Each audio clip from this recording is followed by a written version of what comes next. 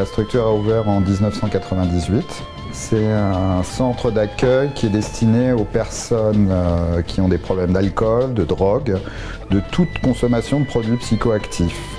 Le public est essentiellement composé de personnes en situation très précaire. Et nous avons à peu près une centaine de personnes qui viennent quotidiennement ici. Donc ce type de structure a été ouvert pour des toxicomanes, des usagers de drogue qui n'avaient pas de projet de soins. Historiquement, pour expliquer pourquoi ce type de structure existe, c'est une conséquence directe de l'épidémie de sida chez les toxicomanes. Donc ce type de structure a été créé à la fin des années 80, début des années 90, et c'était avant tout un dispositif expérimental. L'idée de ce genre de structure est de réduire les risques liés aux consommations des personnes qui ne sont pas encore prêtes pour rentrer dans une démarche de soins. Le paradoxe dans lequel on est, c'est qu'il y a des gens qui viennent ici, qui fréquentent la structure depuis parfois des années, qui arrivent à s'en sortir. L'idée, c'est qu'on ne conditionne pas l'accueil à l'arrêt des produits. Ceux qui le veuillent, on peut les accompagner vers l'abstinence, s'ils le souhaitent, vers des cures de désintoxication, des post-cures, un vrai parcours de soins. Mais nous sommes avant tout ouverts pour des personnes qui n'ont pas encore ce désir. Notre travail, le travail de l'équipe éducative, du médecin, de moi-même, c'est en accueillant ces personnes d'arriver à créer une relation qui permette à ces personnes de rompre partiellement, voire complètement, avec leur consommation, de réduire leur consommation jusqu'au moment où ils ont envie de passer à autre chose. Donc nous travaillons d'abord sur la relation, la rencontre.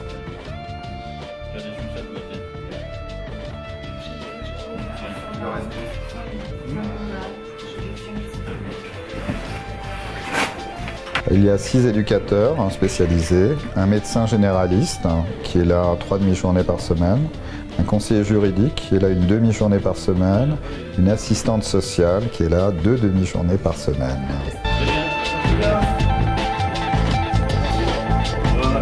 Au revoir. À bientôt. Merci.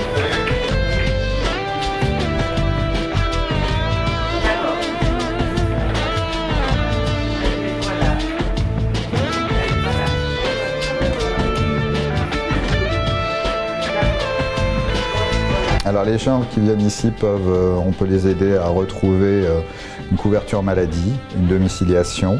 Ça c'est déjà un travail de base. Tout le monde a le droit à ça, que la personne soit en situation régulière ou irrégulière. Ce qu'il faut comprendre, c'est qu'ici il y a à peu près les 2/3 des personnes qui viennent ici qui n'ont pas de papier, qui sont en situation irrégulière. Donc elles ont des problèmes de drogue, d'alcool et en plus des problèmes juridiques. Donc on essaie de les accueillir, de les aider à retrouver des droits sociaux, et aussi de leur trouver des solutions d'hébergement d'urgence, souvent.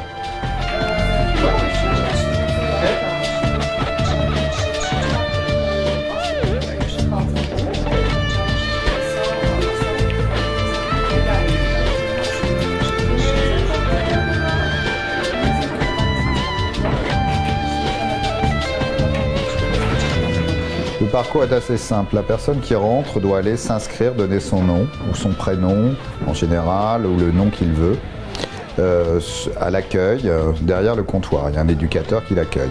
Si c'est la première fois qu'elle vient, on lui explique où elle se trouve. Parce qu'il y a beaucoup de gens qui pensent que c'est une structure sociale simplement. Et ils ne comprennent pas tout de suite que c'est une structure destinée à des gens qui ont des problèmes de drogue ou d'alcool. Donc une fois ça est fait, on présente un peu les différentes prestations et professionnels qui travaillent ici. Ensuite, les gens font des demandes et au cas par cas, on répond à ces demandes. Il faut s'inscrire pour prendre une douche. Donc les douches sont ouvertes en continu, mais les gens en général viennent le matin pour ça. Donc il y a un ordre de passage. Les personnes prennent leur douche 4 par 4, par exemple. Pour les machines à laver aussi, il faut s'inscrire. Pour voir le médecin, quand le médecin est là, il y a une consultation, le médecin ne peut pas recevoir en permanence comme ça. Donc on fait une liste des personnes qui souhaitent voir le médecin. Et à partir de cette liste, il y a une évaluation qui est faite par l'infirmier de l'urgence des situations.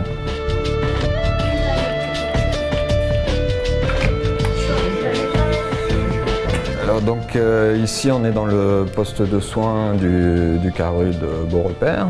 La plupart des gens qui viennent sont en règle générale des gens qui sont désinsérés, qui ont des problèmes sociaux et qui n'ont pas les papiers minimums nécessaires pour pouvoir aller dans le secteur médico-social de ville ou dans les hôpitaux du coin.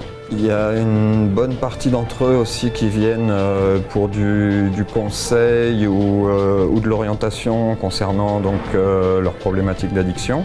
Donc effectivement, aujourd'hui, j'ai reçu tout à l'heure un jeune qui normalement aurait dû aller aux urgences de l'hôpital d'à côté, mais qui, un peu par facilité et puis aussi parce qu'ici on ne demande pas les papiers et on accueille de manière anonyme, a préféré venir ici pour se faire retirer des points de suture. C'était en dessous de l'œil, ouais.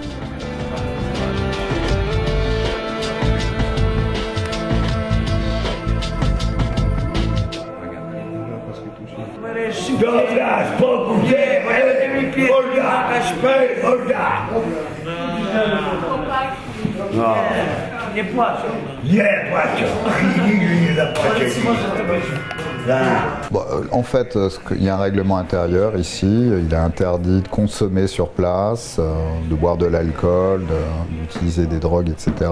Il est interdit de se battre aussi et d'être violent, même verbalement. Il arrive parfois que des gens qui sont stone ou bien alcoolisés aient un comportement verbal un peu violent. On les calme très rapidement en se mettant à côté d'eux et en calmant la situation. Quand deux personnes commencent à s'exciter et à vouloir se battre, on les sépare, on en sort une des deux et l'autre on la garde à l'intérieur le temps que ça se calme. En fait, notre outil de travail c'est la parole. Nous on se bat jamais ici avec qui que ce soit. On est très rarement confronté à des situations de violence parce que je pense que les gens savent que l'équipe est suffisamment calme et professionnelle et que le cadre est plutôt sympathique, que les personnes ont envie de défendre aussi cet environnement.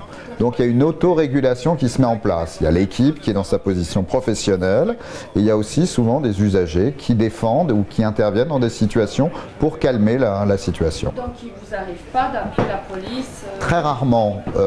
Quand on appelle la police, c'est en général parce que quelqu'un est en échappement thérapeutique, a des problèmes psychiatriques et n'a pas pris son traitement et c'est assez rare. Mais c'est déjà arrivé, bien sûr. Moi, je suis pas là pour faire la police, je suis travailleur social. Je suis pas là pour me battre non plus, donc en cas de situation difficile, j'appelle la police. C'est assez rare qu'elle se déplace immédiatement.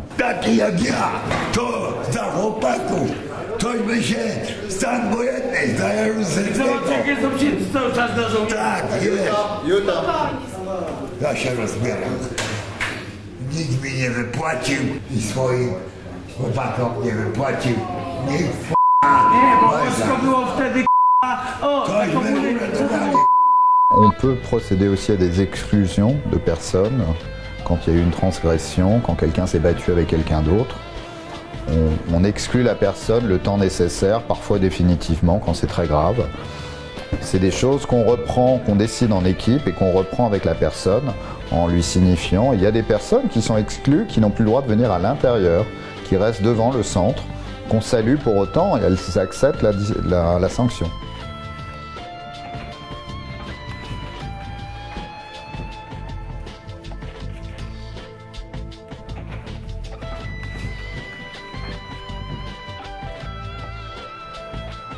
Ici, on est en train dans ce dispositif, il y a un nouvel type d'établissement qui va apparaître.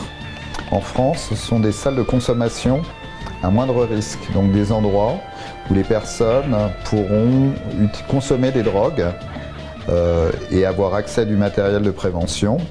Et donc, on attend une loi de santé publique pour autoriser ce type de projet.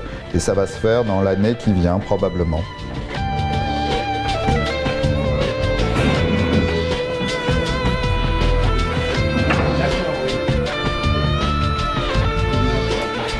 Non, pour des raisons justement juridiques. Le gouvernement est en train de travailler à une nouvelle loi pour autoriser ce dispositif qui est efficace pour justement éviter que les gens consomment dans la rue, dans les cages d'escalier, dans les squats, dans les parkings.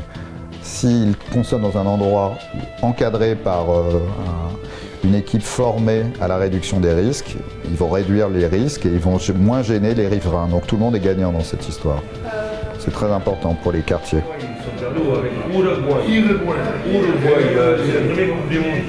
Wiadomo, że bezdomni często nam mówią, że nasz problem to jest praca. A widzimy, że pił alkohol, że jest w takim stanie, nie innym i my bardziej go namawiamy, żeby zaczął być może od tego. Jeżeli się nie da nam mówić, to próbujemy go skierować do ośrodków socjalnych globalnych, gdzie można z nim usiąść i porozmawiać już z dala od kolegów i od ulicy. To jest klasyczny tutaj przykład pracy socjalnej, tak jak się tutaj pracuje z innymi bezdomnymi, nie tylko z migrantami. Myślę, że nad każdym z etapów wychodzenia z bezdomności pracuje się nad uzależnieniami. Dlatego, że uzależnienia pojawiają się w pewnym momencie życia tej osoby i w zależności czasami nawet nie wiemy dlaczego osoba nagle się stabilizuje albo przestaje ćpać. Jeżeli wyrabiamy dokumenty i nagle w momencie, kiedy mają dokumenty, wiedzą kim są, wchodzą na stabilizację i coś się dzieje w ich głowie i sami się stabilizują. Czyli praca socjalna, pracownika socjalnego, terapeuty uzależnień i lekarza, wszyscy pracują razem nad osobą i to osoba decyduje w momencie, kiedy ona przestanie albo nie przestanie. Jak nie przestaje, to znaczy, że żeśmy jeszcze nie dotknęli do jakiegoś punktu tego przełamania. To jest przykład empowermentu.